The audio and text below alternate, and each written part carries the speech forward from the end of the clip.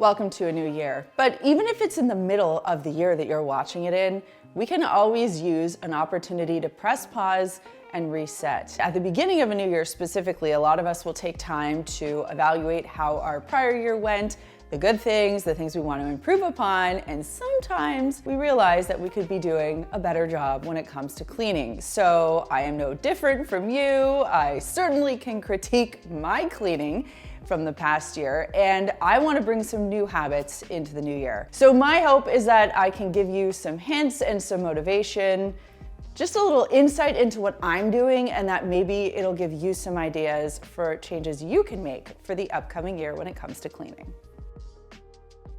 I think the easiest place to mess up in a house is the kitchen. It's also the place where I feel the most stressed out if it's a mess. And when I really break it down and have a look at what's going on in the kitchen, it's that sink and that dishwasher that are the culprits. They're the bottleneck. So as soon as that dishwasher is not unloaded, dishes pile up in the sink, and then that sink looks a mess, and then the counter looks a mess, and then the whole kitchen explodes.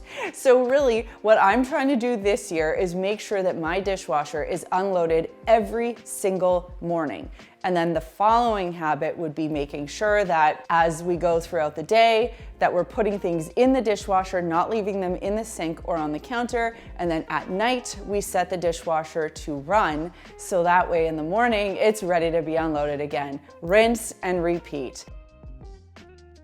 Another bad habit perhaps you can relate is I will take laundry out of the dryer, I will plant it down on the couch with the best of intentions, but then I never get to folding it. And what that looks like is 3 days later, I still have a pile of towels that are sitting there on the couch that look utterly ridiculous. So this year, I'm going to bring in the acronym OHIO. Now, I've talked about this before.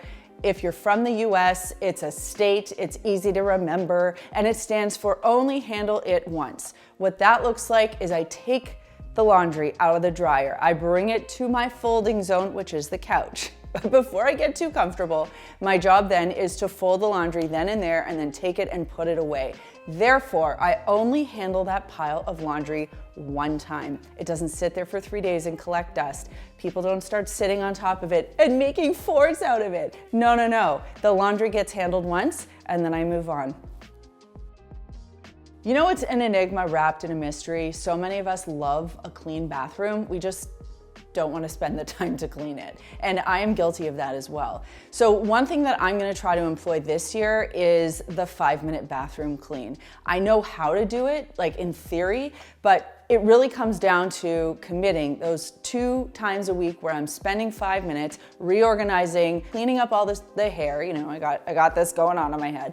And you know, just giving the mirror a wipe down, kind of changing things up, making it look a little bit fresher, because it's so easy to let things slide in the bathroom, and then it's the broken window theory, right? It starts to get really dirty because there's just a little bit there, and then it builds and it builds and it builds. So that 5-minute clean quells it right then and there and gives you that clean, fresh restart.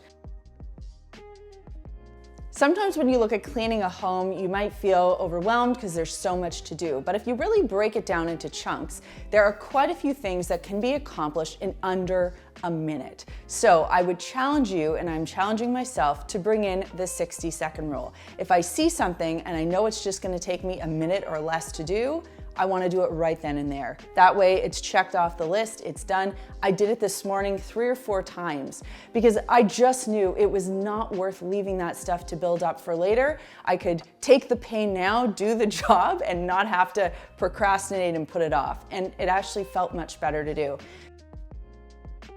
We're gonna implement the FIFO, or first in, first out concept. This is like an inventory management accounting concept, but it makes a lot of sense for the fridge and for the pantry, and here's why. Because as you buy food and load it in your fridge, sometimes you forget that you have a broccoli sitting at the back of the fridge, and then you buy cauliflower and carrots and it sits on top of the broccoli, and then the broccoli gets forgotten about, becomes a science experiment, and now you have a gross fridge, plus you've wasted money and you never ate that broccoli. So the idea is that you would put the carrots and the The carrots and the cauliflower on the bottom of the drawer, and the broccoli you would take out and put at the top of the drawer. So you would eat the broccoli first and cycle through your food that way. The same goes for canned items. You know, you would check the expiry date, and ideally you would bring everything to the front of the pantry that's older, and you would put the newer stuff toward the back of the pantry. And that way you're just eating through what you have without coming across something expired or moldy later.